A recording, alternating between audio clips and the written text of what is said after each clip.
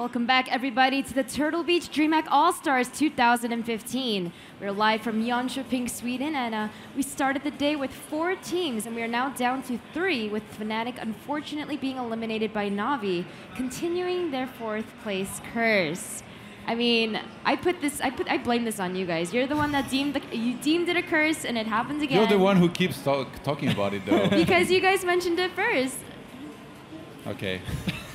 No, you were the one who talked about this first, actually. I went along with it, but Thatcher, you were the one. I have no idea what you're on about. You can only take full responsibility for it here. That's the oh no, only I can also lie and pretend I said nothing. That is also an option.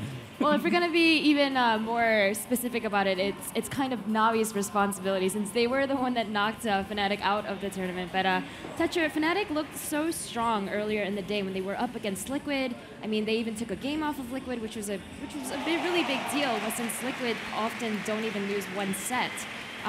What do you think went wrong for them in this past game? I think it was very much down to the different style of Navi compared to Liquid. Liquid is all about control over a game, whereas Navi will play the opponents more than the game. Liquid is very much a game-playing team and will punish you if you do stuff wrong, and that's how they win the majority of their games. Whereas Navi, the reason their games are so back and forth is because they will pay a lot of attention to what the other team's doing and try and work with that, and that can sometimes also be their downfall. Well, then Todd, let's be even more specific about it. Obviously, the first time around, Navi did not do so well.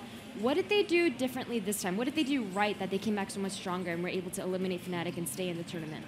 I think they were really confident against Fnatic, as they said. You know, I think it was Shrimpy in the interview who said that he thought they were much better than Fnatic. So they were probably a lot more relaxed than, you know, having to play a first match against a team as strong as Gamers2. But now they want the revenge badly. So I think if this time around, instead of, you know, thinking that it's going to be tough and all that, they tell themselves, well, we are good, let's just do what we do best, do a good draft and play well, I think they're going to be able to do much better than the last series where they just went 0-2 and second game was very one-sided. Yeah, and, speaking of that rematch, it is happening for us next. It'll be the rematch between Gamers2 and Navi. So let's introduce Navi first. They just played in this previous match. They looked incredibly strong. We spoke to Shrimpy. He sounded extremely confident. Thatcher, do you think that based off of how good they looked in the past game, that this time around it'll go in their favor? I think so. They seem a lot calmer now than they were in the first game, and after winning that game versus Fnatic, they're probably going to be feeling pretty good about this, because they really wanted to beat Gamers2 before their first match against them. Now they have a grudge to settle, so they're even more enthusiastic about it. Yeah, no, speaking of calm, that's actually not the word I would use to describe this team, because they're so loud. I don't know if you hear, but this team is actually so loud when they play. They get very, very into it. I'm not sure which of the players it is, but he will oftentimes scream out loud to go after a specific hero. I mean, Todd, just based off of looking at them, I do agree they seem calmer in the sense that they seem like the game that they lost earlier in the day is just in the past now, and they seem very confident. I don't know, what do you think, Tom?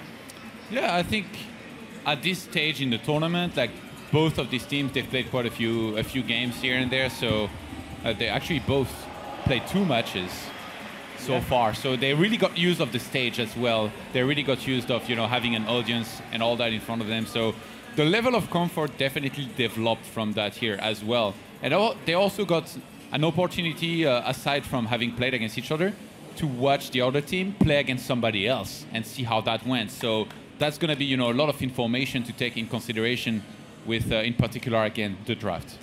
Yeah, and speaking of Navi, so let's talk about momentum a little bit, because we just saw that Navi is coming off this fresh win just now, and Gamers2 started the day off great, and then they unfortunately lost to Team Liquid, which is what brought them down to the lower bracket finals.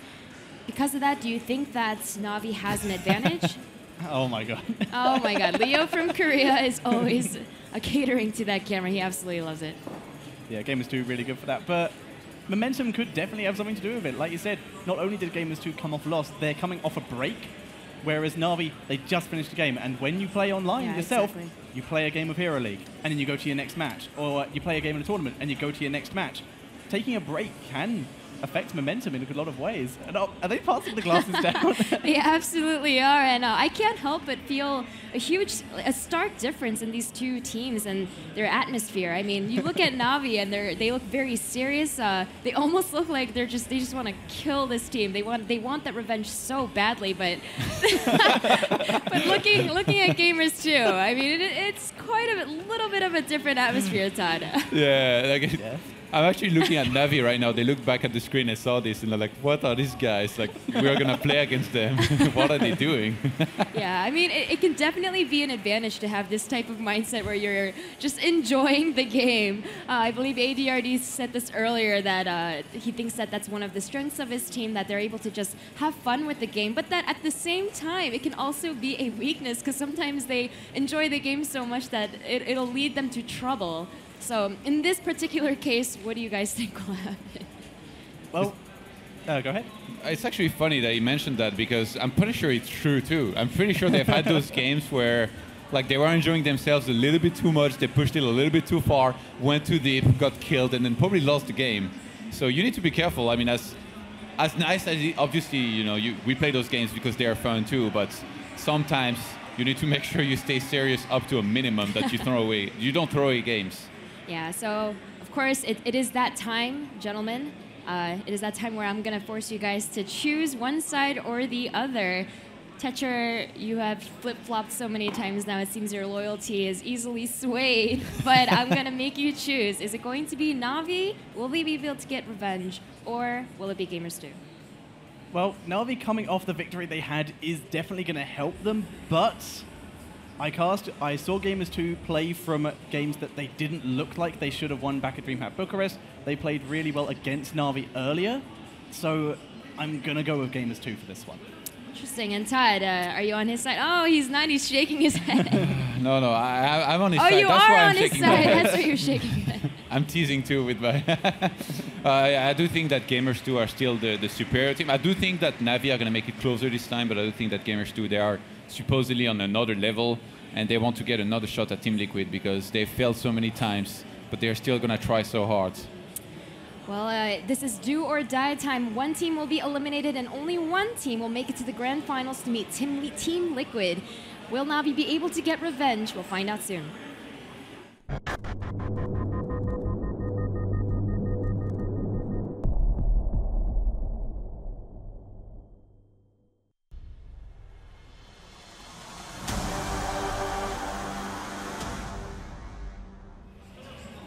So, ladies and gentlemen, welcome back to the Turtle Beach DreamHack All-Stars here at DreamHack Summer in Jönköping. I am Techer, I am joined by the wonderful Todd, and as we've said before, it is time for the grudge match. Yeah, these two, you know, they've played quite a few times. I mean, they're two of the best teams in Europe, so there is a lot of actually online tournaments. I'm sure they've met each other plenty of times there. There is really starting to be rivalries, and, you know, I guess amongst these teams, if you're the best out there, you're always going to be meeting each other. Maybe not every day, but on a weekly basis. I'm sure these guys play a lot. So definitely, you know, a bit of a rivalry between a few teams, especially Gamers2 and Liquid. Navi, though, I wouldn't call it a rivalry as much as Gamers2 are a little bit of their nemesis.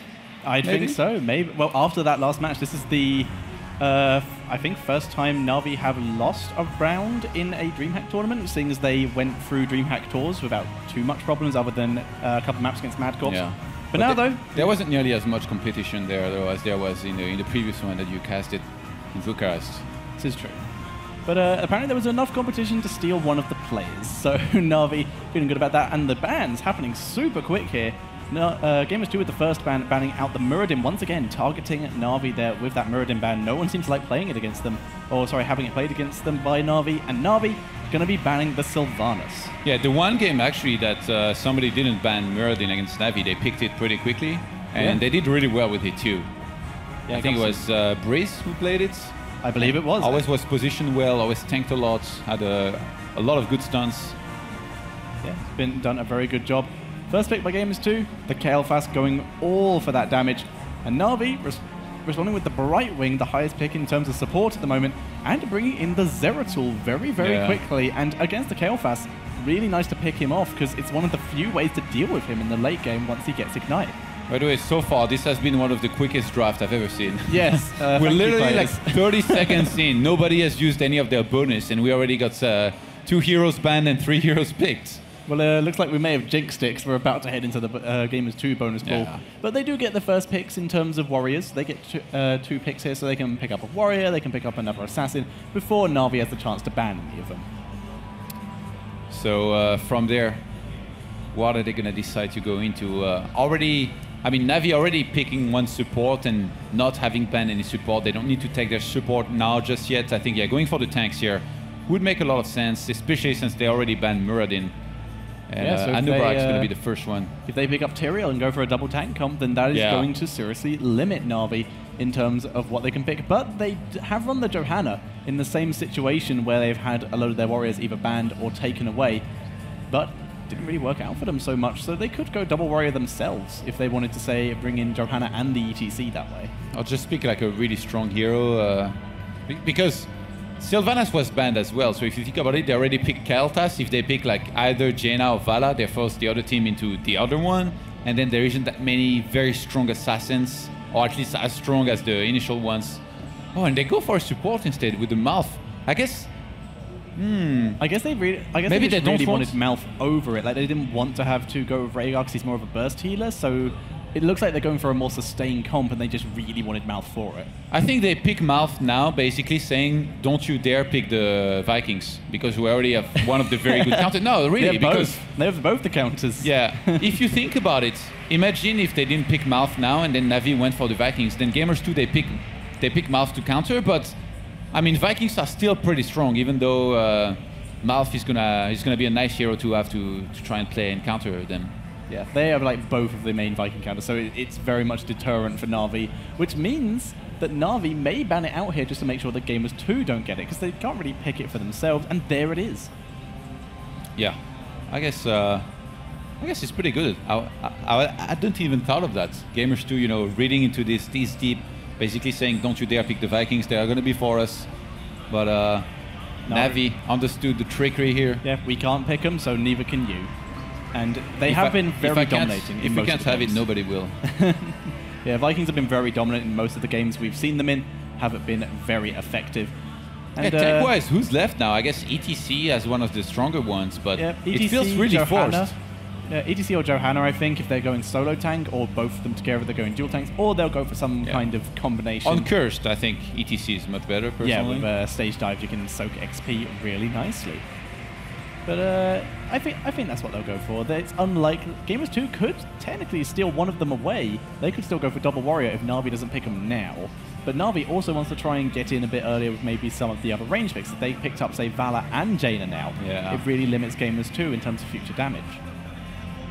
Yeah, I guess I'm not sure who they resort to.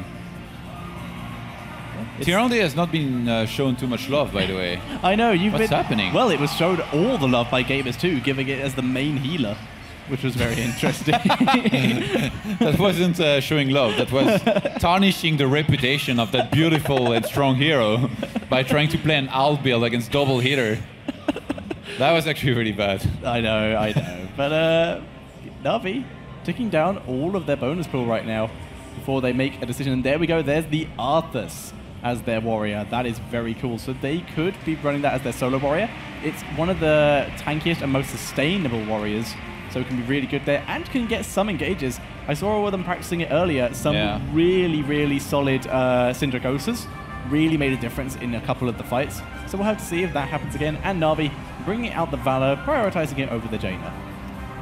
I'm a little bit surprised here. I fully expected ETC at least to come out from Navi. Imagine they would have had double global with the Brightwing and the ETC.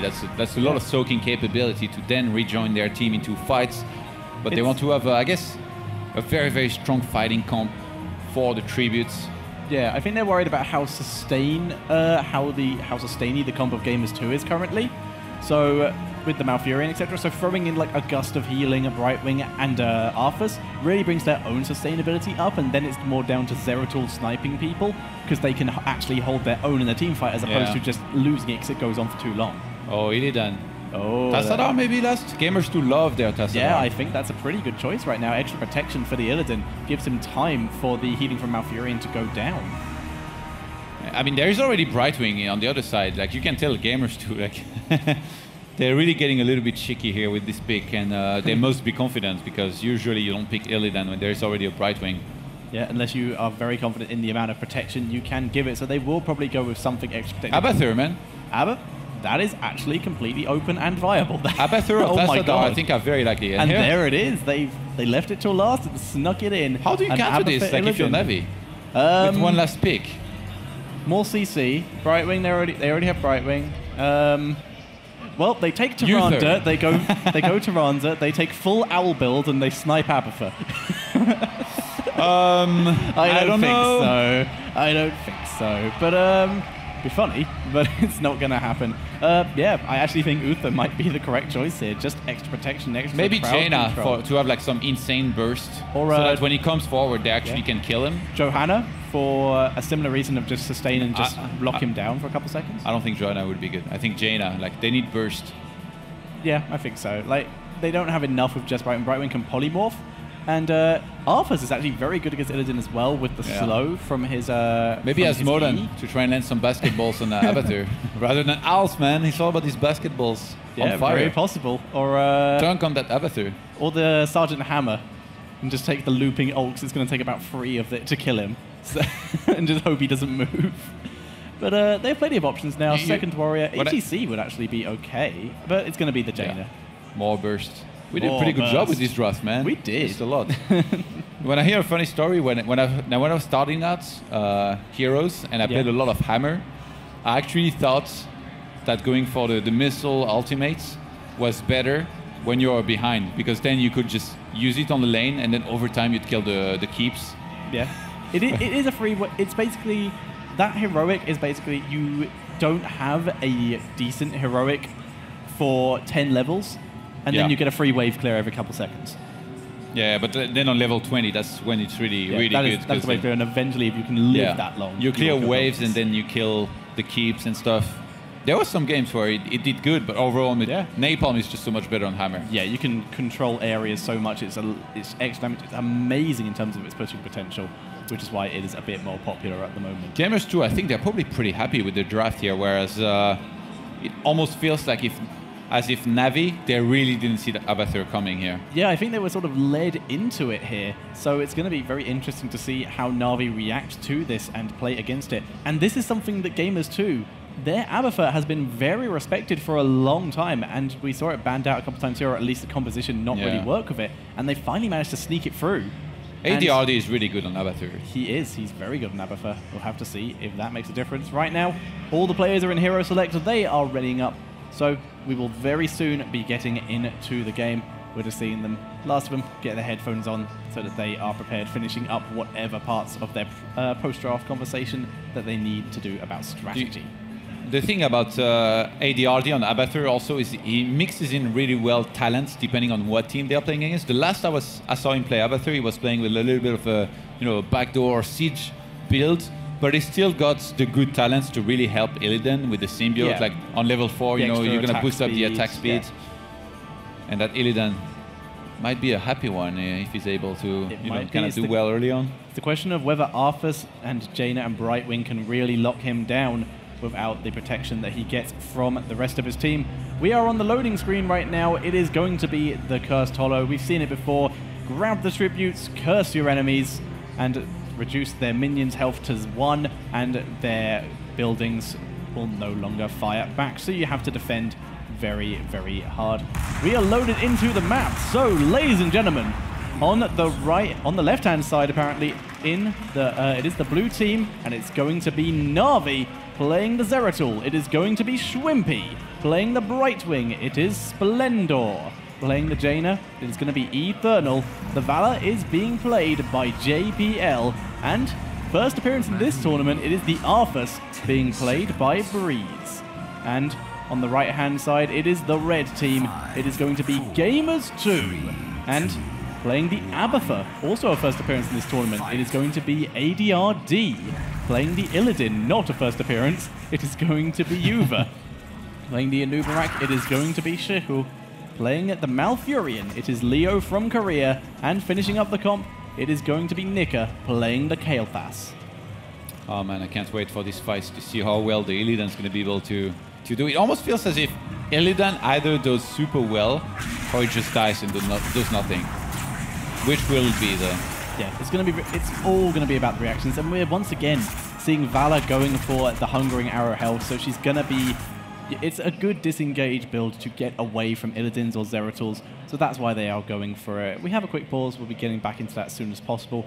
Zeratul taking the reduced blink cooldown, and right now Abathur looks like he's going for the standard Illidan help build with the wider radius and reduced cooldown on his spike burst. Yeah, against heroes like this, if you want to be able to get away sometimes with very low hit points, I think picking a rapid displacement for Zeratul can be really nice. It can save your life at times against an Illidan. You're definitely going to want that, especially in the later stages. Like if you escape once on level, I don't know, 20 plus, then because of that, it's already been worth it. Picking this talent on level 1. Especially if you have your Void Prism up. If you haven't used Void Prism and you get picked off, then that is horrible for your team and can really make a difference. But, like you said, the reduced blink cooldown can really make a difference between surviving and dying here. Abathur, man. This game, if he's given enough of an opportunity to make a big difference, enough air, and usually it's really hard to kill a good Abathur like ADRD because he's always going to place himself very nicely. And I'm thinking most of all, you know, when the tributes are going to spawn, and a lot of people are going to go there to try and capture them. He's going to, you know, go in one of these bushes, most likely either in the top or bottom lane, soak experience there, maybe soak experience elsewhere with the symbiote, while his team is possibly fighting at the tribute. Very much so. For now, though, we are back into the game, and we see Breeze and Shrimpy hiding out here. They're looking for a Leo from Korea, or in this case, as he's just arrived, maybe a Nika. If they can get Nika, it would be really, really good for them. Yeah. They need him to demount, so they need him to start harassing. So you can see Eternal playing a bit further forward here. And there we go. Nika does dismount, but instead of Breeze and Shrimpy able to engage, they are simply just a presence which scares away Nika and Leo from Korea because Eternal was already taking a lot of damage. Yeah, Nika, who is actually playing with the flying carpet, it does the best mount for Kael'thas. It's so matching, man. I have it, and every time I play Kael'thas, there is only one mount that I can play with. Yeah, I agree. It's pretty accurate. So, talents we didn't go over. Brightwing is using the extra damage as opposed to Bribe, which we've seen a couple times, but it's kind of cool to see. It's kind of cool to see. Interesting to see how they roll with it. It was already Splinter actually who took that last time. Yeah. But that was during their Asmodan comp where it was better for clearing the waves. This time they're not really stacking anything. Oh, I thought it was against Fnatic. Was it? Yeah, also. Well, maybe he picked it every time then. Yeah. That would explain a lot. Nubarak going for the standard Scarab build, and Illidan Shadow Shield needs to get that kind of protection in. It's a little bit weird right now, the positioning and the laning. I guess for Gamers2 it makes sense that it look a little bit awkward because they have Abathur, who's actually in the middle. That means he's going to be able to, you know, set some mines at the top and bottom. He's going to be in range for both. But in terms of Navi here, they have Vala and Zeratul roaming around mids, Arthas and Jaina at the bottom, and Brightwing alone at top.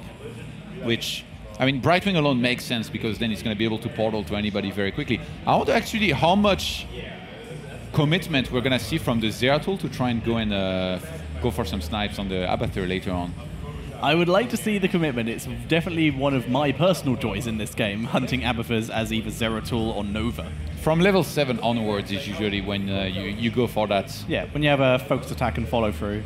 Or if you have a lot of patience, if you take the Shadow Spike, where your Singularity Spike doesn't decloak you, and then you just sit next to the Abathur and hope that he doesn't realize that he's taking massive chunks of damage, which happens he's gonna far realize, more than I think. I know, it happens far more than you'd expect in quick match. I wonder how well Arthas is going to tank here, by the way, in this game. He took block on level 1. He's obviously... I don't think... Do you think he goes Shindra? Goes that? Surely not. Yes, he will. Really? I think so.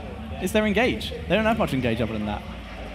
Yeah, but on this map, you're going to be going for fights anyway because they are the tribute, so you don't need a hard engage. What they really need for Jaina, Vala, and Zeratul to do the damage, because Zeratul's going nuke build, I think, is Army of the Dead. So I don't think it makes a difference. I think Arthas is going to tank really well on his own. Brightwing is providing more than enough healing to deal with this. Like, Arthas has a default heal ability just on his Q, which is probably going to be enough. We are back into the game. We will have to see, though. Army of the Dead would make him almost unkillable, but I'm a purist, man. It's all about Army of the Dead. No, I think Syndragosa might be better because it allows them to dive towers more. It can give them really good angles for team fights. We will have to see, though, because both are definitely viable, and we'll just see which one they end up picking. Actually, there was a time Syndragosa wasn't used at all. I know. It was all about Army of the Dead, and nowadays it's quite the opposite. Yeah. Everybody picks Syndragosa. This is true. It's also one of the coolest abilities in the game in terms of looks-wise. that doesn't seem like a very good reason to pick it in a competitive match. Well, we just wanted to see something cool. It could tip it over, just like, well, we could engage with it, or, yep, Shahu diving out there. Well, we could get massive tankiness or our engage. Both of them are pretty even. But this one looks better. It could be what tips it over the edge. But now, Leo from Korea in full retreat. Abathur's on his head. Nice knock up there. And they're immediately countering onto Breeze. He's having to back out here. Yeah, this is the power of Abathur here. Somebody like ADRD is always going to be looking everywhere. He's going to react to ganks very nicely, help his team, give them a shield, give them more damage.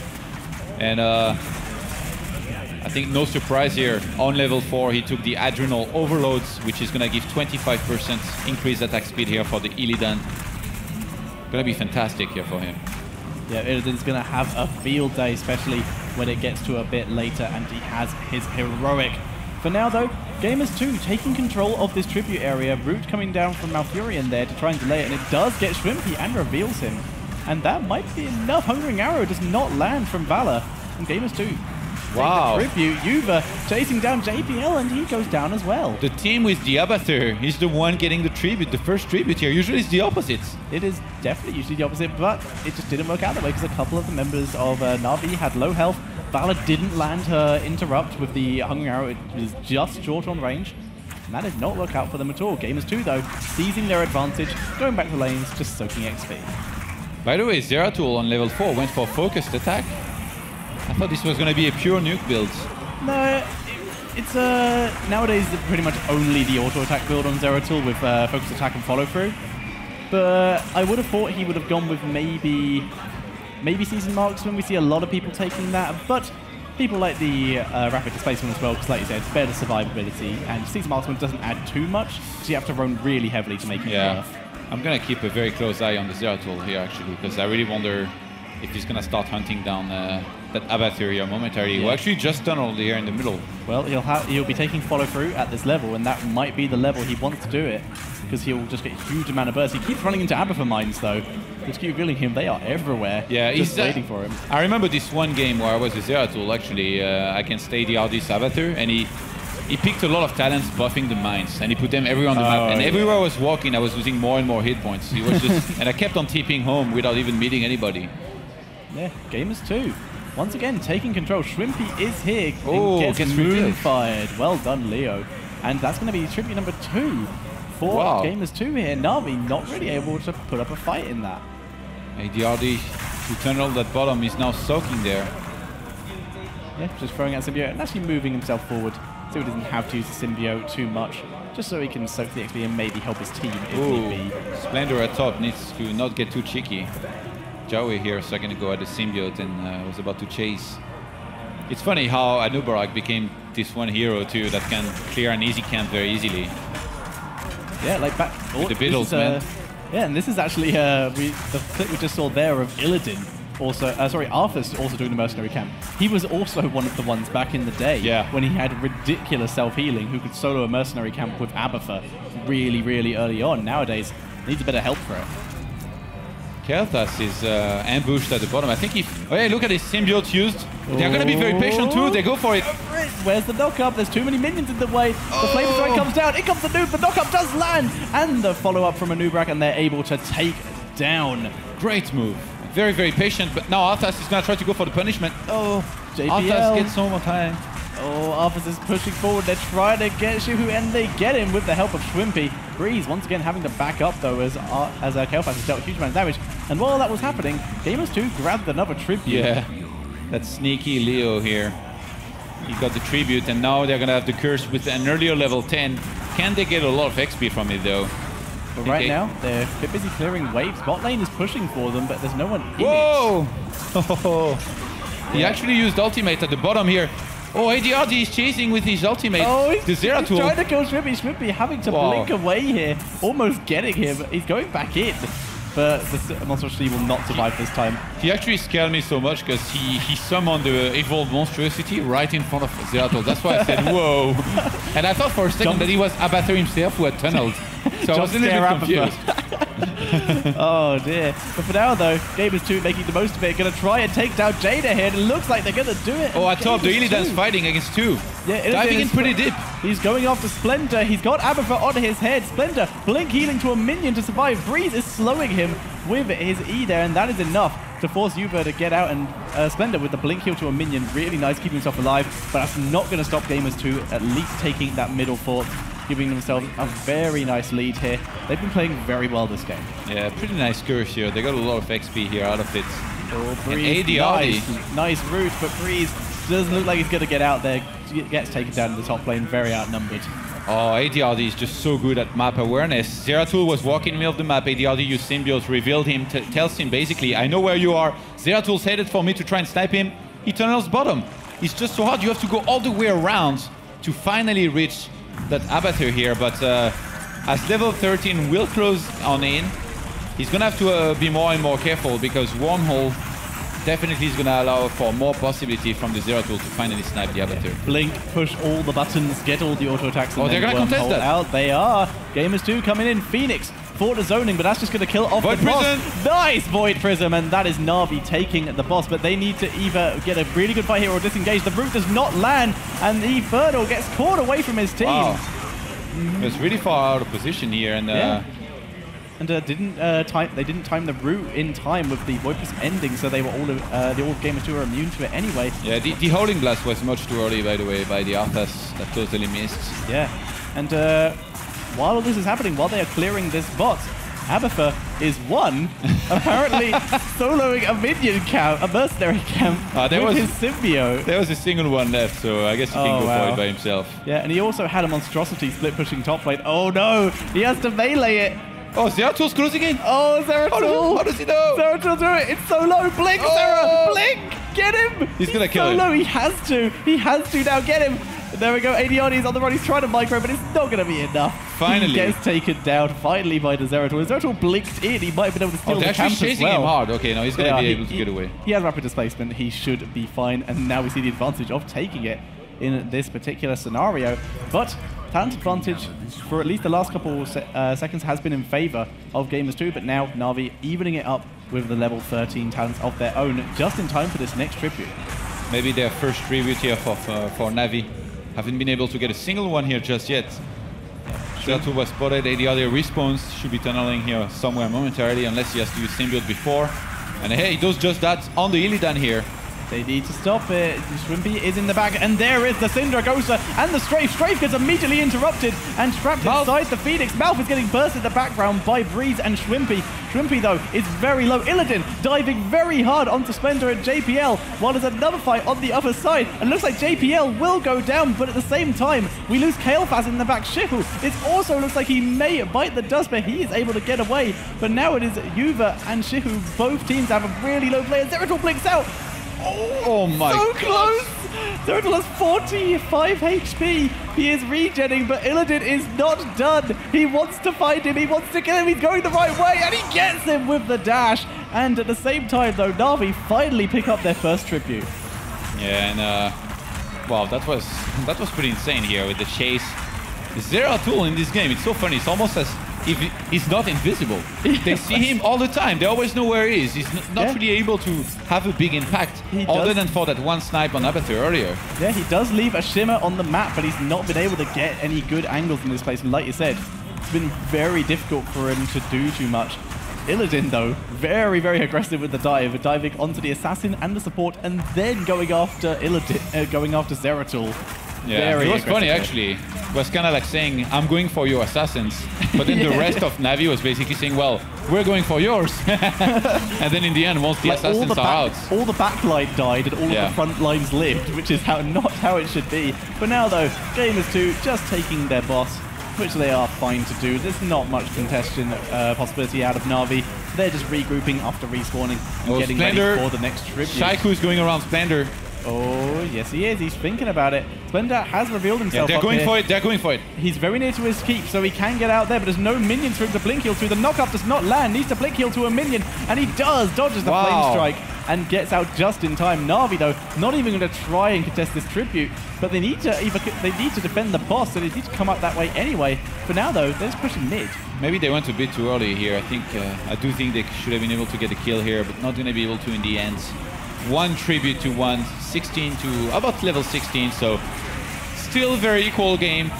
But in terms of forts, Gamers2 haven't lost a single fort. Even if they were to lose a big fight here, it'd be really, really hard for Navi to really make something big happen here, other than, I guess, going for 1 or 2 forts.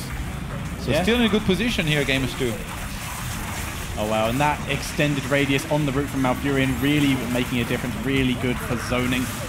And Navi being dropped very low by the Kael'thas siege, they want to maybe try and grab someone from Gamers2 as they retreat into Abathur, symbioting onto this Bruiser camp to maybe reveal Zeratul if he's near it. Oh, that was very close with the Flame Strike.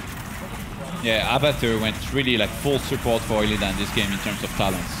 Every single one was is basically for that Locust Swarm being picked on Anubarak makes him tankier. Other than that, nothing too special. I guess we did have the Shin Dragoza. Spell Shield for Onarthas makes sense against the Kael'thas. Yeah, Kael'thas alone, like you don't have much. Take of a as chance many otherwise. spell shields as you can against this guy. Yeah, if you have it, take it. Ice blocks also very good. Idiardi on the wrong side of the wall, but there's quite a few towers around him.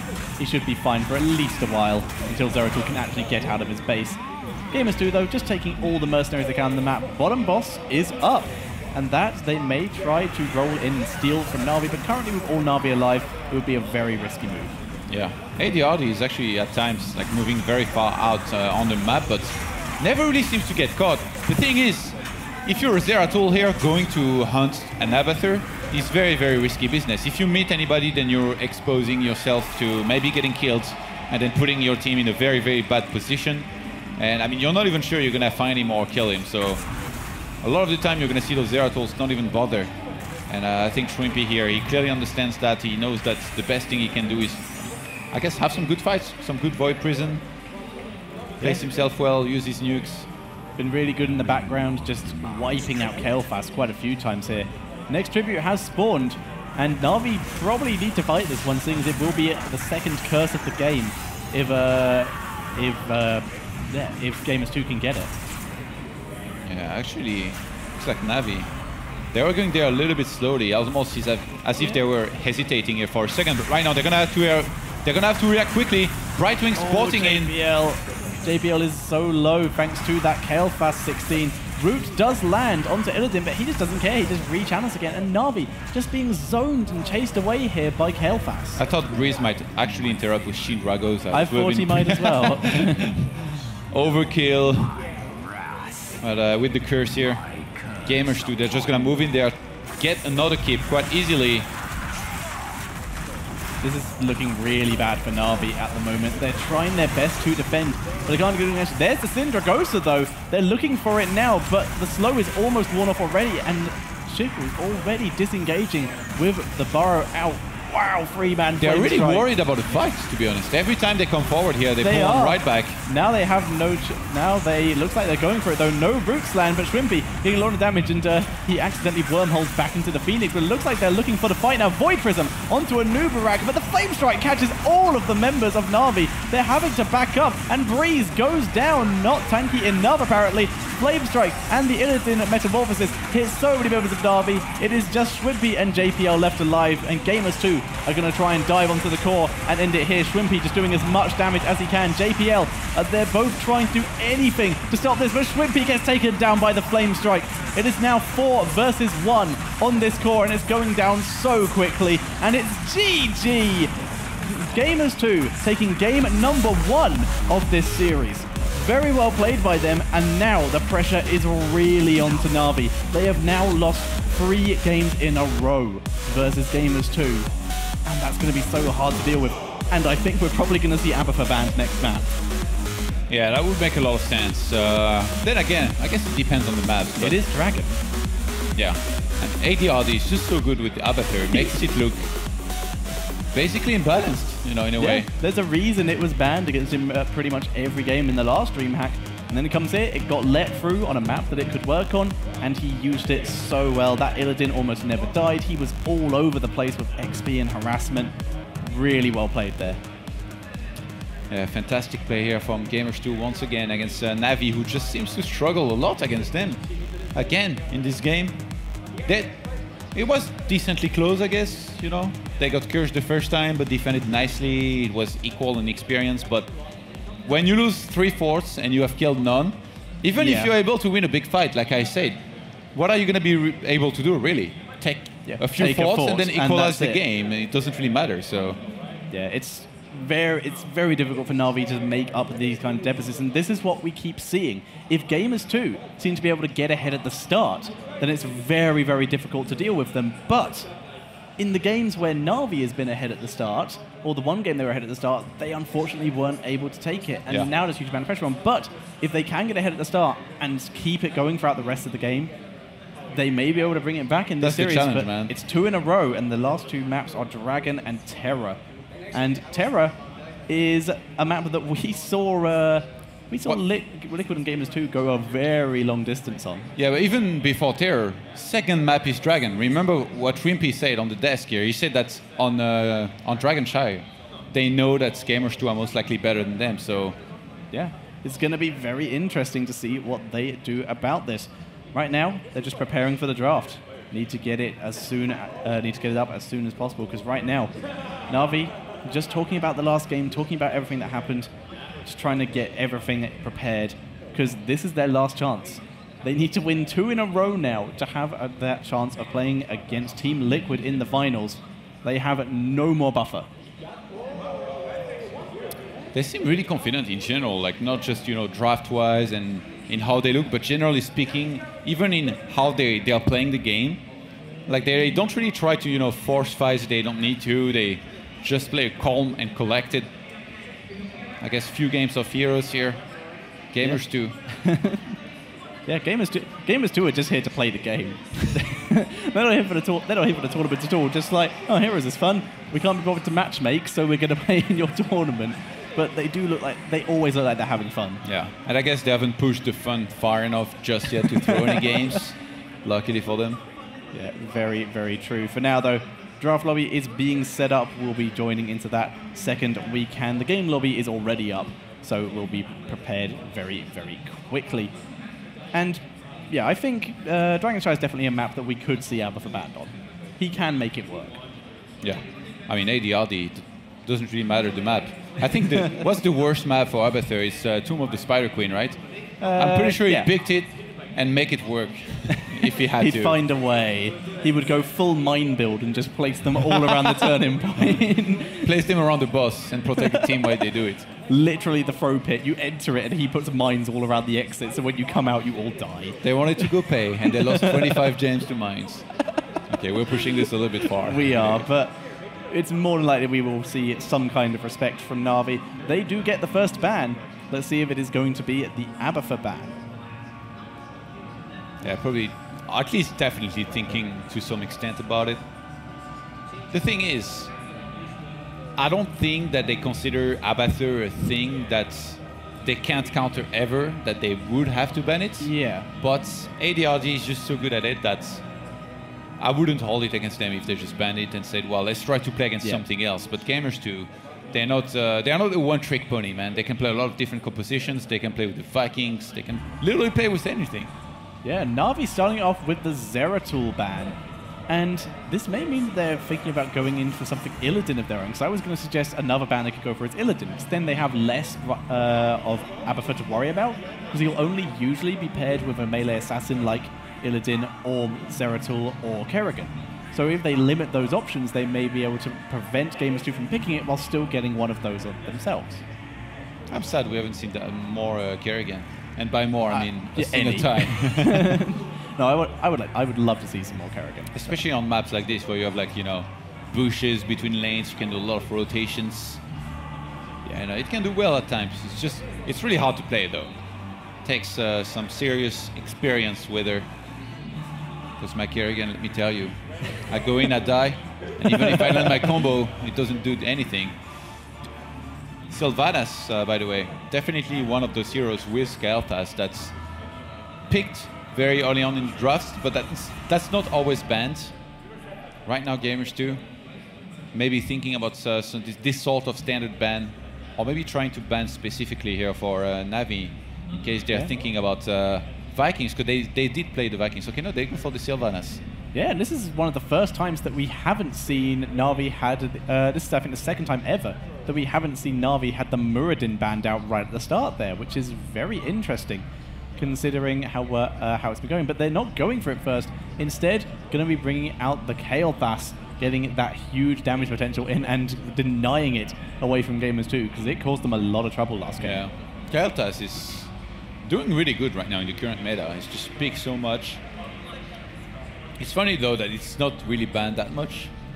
You see it sometimes getting banned, but not every single time. I guess that's good though. Like, I don't like to see the same bans every single game. Muradin is picked by Gamers2 and kind of stolen from Navi, because they are the ones supposed to kind of be playing that. Oh my god, they're going to have so much good engaging capability here with Muradin plus a Nubarak. Yeah, and I wouldn't be surprised to see them ban out someone like Tyrael if Navi doesn't pick their warrior in one of these next two picks that they do have, just to lower their options some more. Okay, so right now Navi, they are thinking, okay, how do we defend against this? Maybe, I guess their support, if they pick Uther with the cleanse, definitely I think that would help against you know, an Anub and Muradin that can jump in and stun somebody very quickly. Yep, Brightwing does have a cleanse as well if they want to go that, but you'll be losing out on Gust of Healing if you did go for that, and that's quite important. Or they could pick both and deny them away and take 2 cleanses. Or maybe they don't have to counter that just yet and just pick a solid hero altogether, probably with some escape against these guys, because if you think about it, Kael'thas, well, can get jumped on top of and sniped very quickly. So something like a Vada would make sense, but they don't really have to go just yet into more assassins. Yeah, they could also go for a very, very heavy front line in the form of, say, a Johanna and a Tyrael or an ETC kind of thing. Just people who are hard to get past, so it's going to be very hard to get to the back line, aka Kael'thas, and they're going to be picking the Zagara here. Not somebody with an escape here. Yep, it's going to be risky. You're going to have to deal with it, but... Well, I guess so far, neither Anubarak or Muradin are very good at removing Crypt Tumors, so yeah, it's just somebody else's job. It's also the fact that both Anubarak and Muradin can both engage, but the follow-up is currently not there. So Navi are just going for it and just picking as much as they can in terms of what they want, and they're just going to have to deal with the engage when it comes and just hope that maybe they can pick away some of Gamers2's follow-up. It's interesting to see, by the way, that both teams, they have a coach that is actually part of the draft. Like right now, you know, Navi, they're, well, not sure if I would call it a coach or like a manager, but I don't know if you know Wooby. They have both there, actually. They have a coach and their manager behind them right now. Do you know Wooby? He was the guy who played with them before and now... I played with him. I substituted for a team he was on back in the day. And you know, he's now kind of their coach. He's there helping them in the draft. Coach. It's pretty nice, though, to have somebody like this, you know, an extra opinion, I guess, to pitch in. It's very cool, and coaches are something that has been very important in other games, but very few teams utilize them in this one. For example, Navi one of the few teams to really focus it. That's a lot of damage. Yeah, with Sylvanas already being banned, they basically said, we already got Kael'thas, we're just going to go for Zagara and Jaina, and you're going to have to pick other assassins than that, and other than Vala, I mean. They're going to get to ban Vala, though. they get a ban before Gamers2 get to pick again. Gamers2 will ban a Warrior, and Navi will probably ban Valor, leaving their options with... I almost feel like Navi are playing Connect 4 and they just won. Because they're going to Connect 4. They got 3 and then they're going to ban one more. Yeah, they've done a really interesting job here, but Gamers2 are going to limit the Warriors. They choose to get rid of Johanna. Wow, Team Assassins against Team Tanks. Maybe. Well, Gamers2 get the next pick. They could pick a free tank comp just to really limit the Navi options. But that is quite unlikely. Navi, though, probably going to ban out... Oh, the Illidan. Okay. Yeah. Fair enough. That's some good follow-up to the Warrior engage. So that is fair enough, but that does mean Gamers2 do actually get their hands on the Valor in this case. And if they want another ranged assassin, though, then they're limited to like Hammer, Tychus, Reyna, Lost Vikings. It's a bit weird to badly that, though. They are against Gamers2 who already had 2 tanks. If they picked Illidan, they need at least one support to help him, and then a ranged assassin. So I don't think that would have been that great of a composition, but I don't know. Maybe they were afraid that they can maybe snowball from some point, and also Illidan on this map is definitely going to be able to do well on like a single lane, maybe at the top usually. Gamers2, they go for Malf. Yep, first support pick of the game, and it's unusual to see Brightwing not the first pick for anyone other than Team Liquid, but Gamers2 feeling more comfortable in it. It's very much a more sustained healer, and they already have 2 Warriors on their side, so going to try and out-sustain the pure damage that Navi is going to be outputting here. They don't have to go for Vala now, but surely they're not going to be one more assassin pick for Navi. So I think Gamers2, they're going to keep Vala for their last pick. Yep, and if they even pick it, Falstad's still open for them as well. They could just go for a more bursty composition. Yeah, but usually you get Falstad when you have TRL to really engage and snipe somebody instantly. I think going for a specialist here might be okay as well. Probably not Abathur though, but maybe. Whereas Navi, I'm guessing it's going to be Brightwing most likely. Yeah, and then as a tank, ETC is left, and probably the best by far out of all the tanks. Tyrael, if they want to just go with all-in damage kind of thing, which could work out for them quite nicely. How can Kael'thas, Zagara, and Jaina follow an engaging Tyrael? Follow-up stun from Kael'thas with Flame Strike and Blizzard on top of it, so he can't move and gets locked down and killed. Tyrael gets in too fast, I think. It's like really hard to be close enough. You would need to react so quickly, or basically have your assassins in front of your warrior before the engage starts, if you want to get near enough. But look at his glasses, man. I know. This guy was born to play on stage. No, Gamers2 definitely have a lot of fun at these events. Navi, there is the Brightwing. Now it is their warrior pick. Like we said, ETC quite likely. They could go with the Tyrael if they wanted that all in engage, but I agree with you that ETC is probably going to be the pick for them. Oh, this map, Shen's pretty okay, no? Shen is pretty okay on this map, but I think it's the issue of the amount of stuns on the side of Gamers2 is going to really interrupt his brewing, so he's not going to have too much of a good time, and it is going to be the ETC. Gamers2, with their last pick, and just more damage, basically. They have a couple options here. Yeah. Specialist still available, remember. Tassadar or Abathur. The previous game when I said that it was Abathur. Yeah. I don't think it'd be as good here, but it's just... ADRD is just so good with it that maybe. Vikings still up, by the way, as well. Yep, Vikings is still an option. Tyrande is still an option. Like you said, Tassadar, this map is one that he's very good on. So plenty of options for Gamers2, but they need something to add some more damage to their team, because right now, if Valor dies, they have literally no way of killing anyone. Would you go crazy if they picked Asmodan? Yes, actually, I think I would. It would be interesting to see. They don't really have a comp for it, but if they were able to get the stacks up, then pretty much anyone they threw it at would die, to be fair, which would be very entertaining. But I think it's more likely, like you said, Tassadar or the Lost Vikings in this case. So yeah, a lot of extra damage coming in from that longboat raid, and they do a bit of extra damage themselves when they get involved, as we saw Shinobu play. Gamers2 have a very complete composition here. They have 2 tanks at the front with Anubarak and Muradin, who not only are going to be very good at engaging, but are going to sustain a lot of damage with the Tranquility. And then behind this, they have some pretty good assassins, or I guess if you count Vikings as the assassin, they have Kael'thas. That's one hero that does one of the most damage out there right now in terms of heroic damage, landing a lot of flame strikes over time. And then you have the Vikings for the longboat range. But they are really going to have to use the longboat range very quickly here in fights to make sure that they can burst somebody down against the Brightwing Navi. Yeah. They don't actually have Kael'thas though.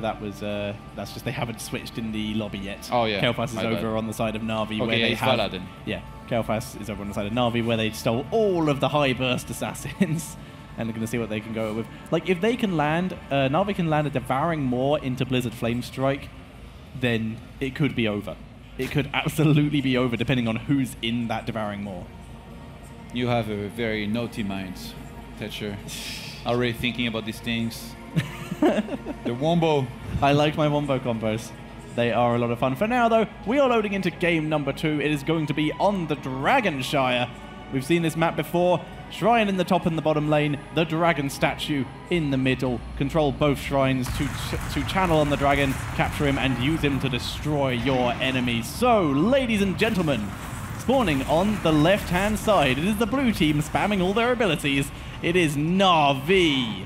And starting off on the ETC, it is gonna be Breeze. Playing the Zagara, it is Schwimpy. The Jaina is being played by E-Thirdle. The Brightwing is going to be run by Splendor. And the Kael'thas is being played by JPL.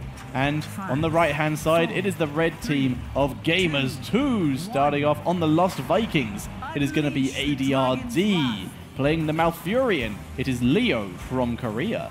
The Anubarak is being played by Shihu. There's quite a big group in the mid lane. Muradin is being played by Yuva. And Valor is being played by Nika. And both teams grouping up here. And Gamers2 seem quite confused because Navi did not hide in that bush for a while and now is rolling very far out. ETC gets stunned very quickly and bursts down right at the start there. First blood going over to Gamers2 pretty much instantly, but they took a lot of damage for it and are going to have to go back and fountain. And in the meantime, while that was happening, Vikings were soaking the top lane. None in the bot lane, though, but they're able to get down there in time to soak most of the XP. Zaga is going to do pretty good, I think, top against Vikings. I think so. A Hunter Killer is going to force them to back out, but they're not going to have any of it. They're going to drop some harassment onto her as well, using Olaf, as he does have that passive health regen. I mean, with Jaina and Kael'thas, they're going to have a lot of burst, but if you look at the lineup of Gamers2, they have so much good fighting capability at the same time. Hanub and Muradin at the front. It's just insane. That's going to be very interesting. E-Thirdle playing very far back here, cannot afford to be caught out here. And Gamers2, once again, this is where it's the kind of strategy that is where it's gone wrong for Navi in the past, where Gamers2 have been the ones on the aggressive. And for now, we're going to see both shrines going over to Gamers2. No, Schwimpy getting there just in time to prevent that top shrine going over. In the meantime, mid lane is being cleared by Kael'thas and the Brightwing. One of the things where, actually Breeze might get jumped here again in a second. Actually, he's not afraid of 3 heroes. Okay, no, he's just going to power slide away. One of the things that we've seen Gamers2 shine the most in is how they synchronize for the fight. Nobody ever goes in too early, nobody ever goes in too late. And they always are perfectly positioned and they do really well in a lot of those fights when they're not playing Team Liquid.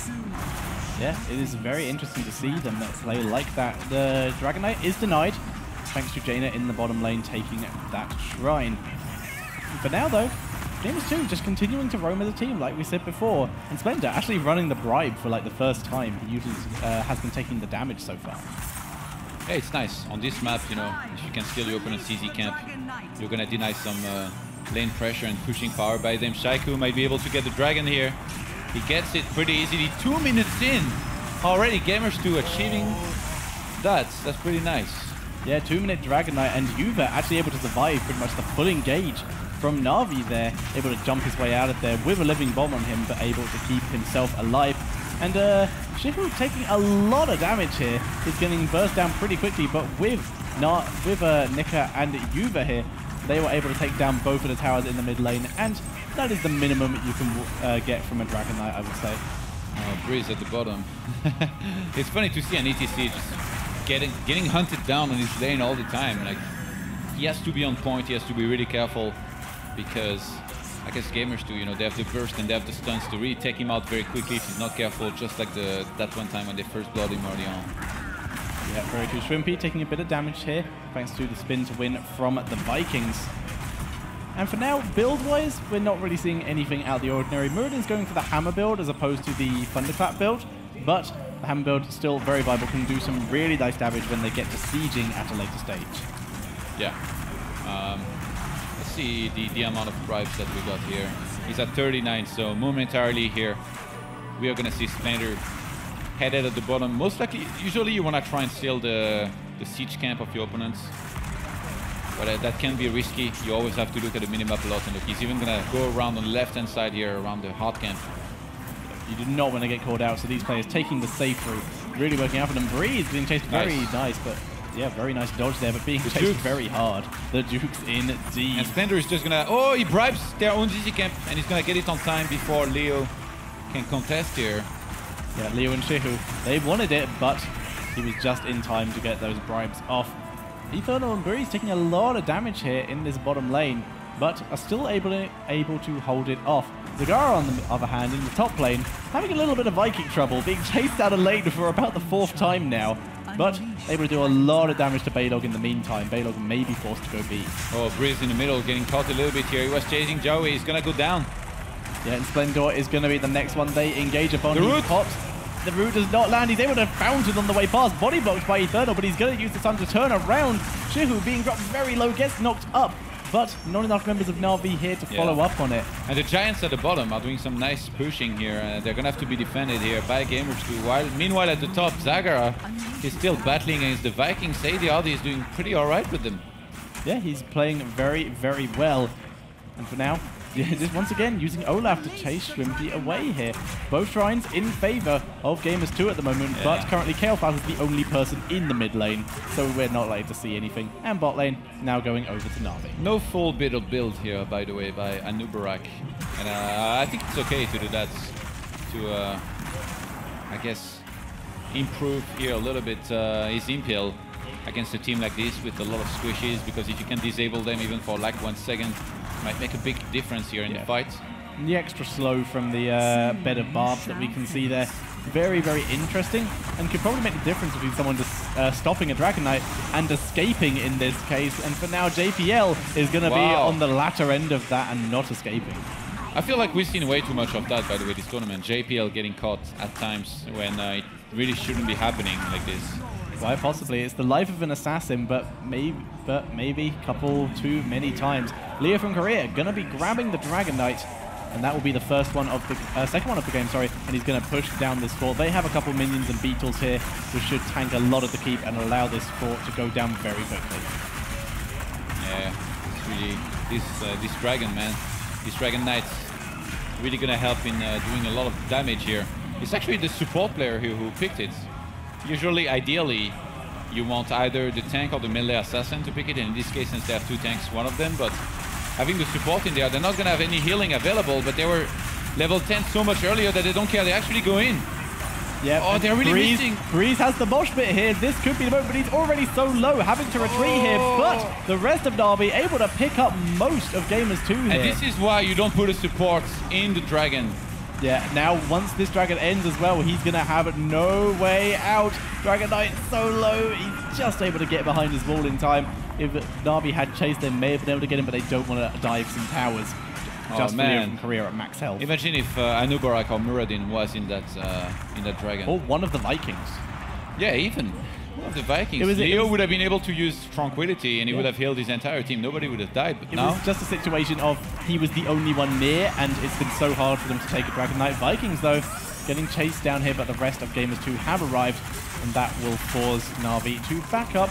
Not going to get their Vikings today, but now Kael'thas is in the top lane. Mosh pit, by the way. Yeah, I did say that earlier. He was thinking about engaging with it, but he was dropped too low by the Dragon Knight and was forced to back up, so he didn't get picked off.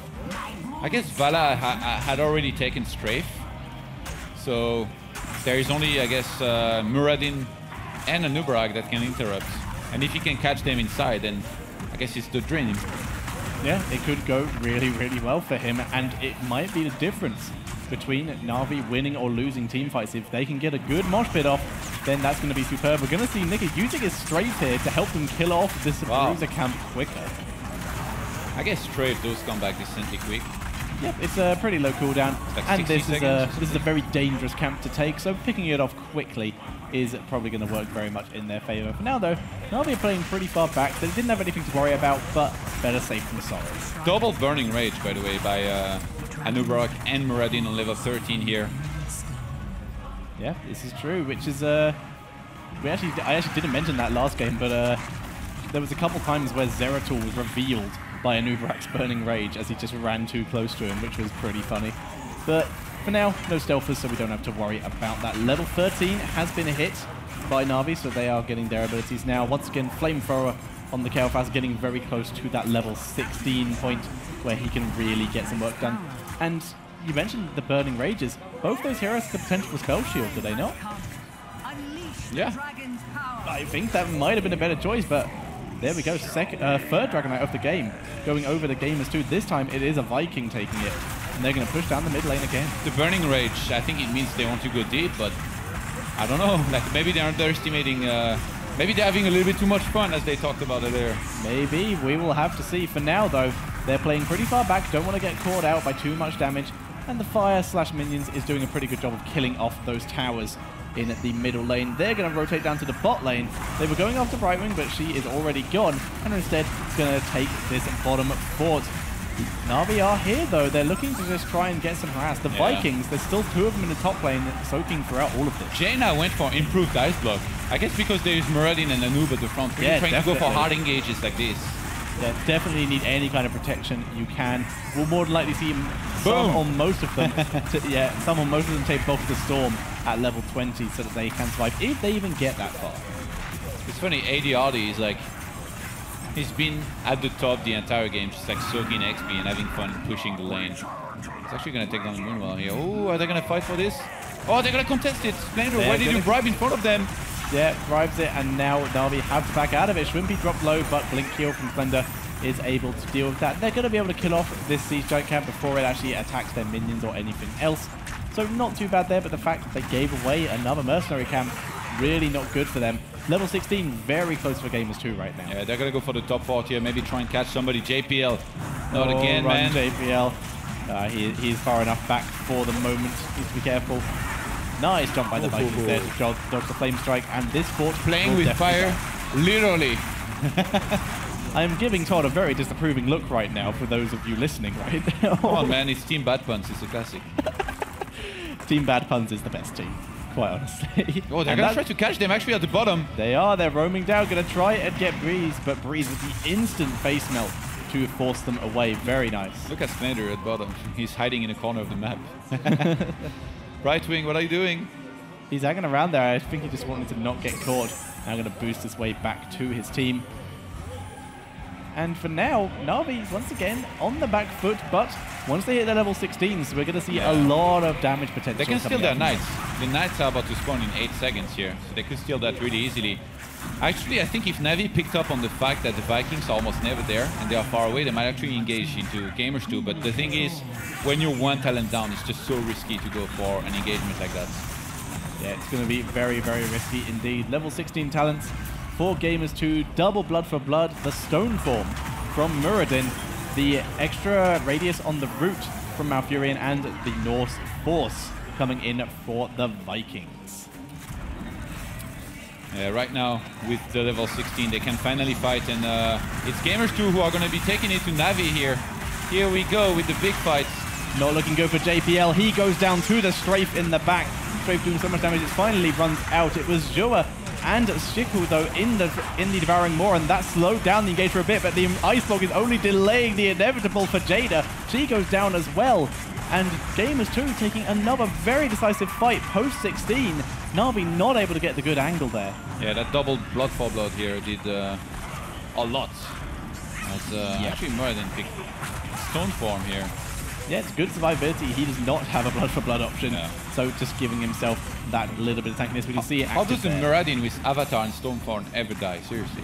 By making mistakes or getting really focused. It's the same with like Arthas with Army of the Dead. If you engage him while it's up, it's going to be very hard to kill him.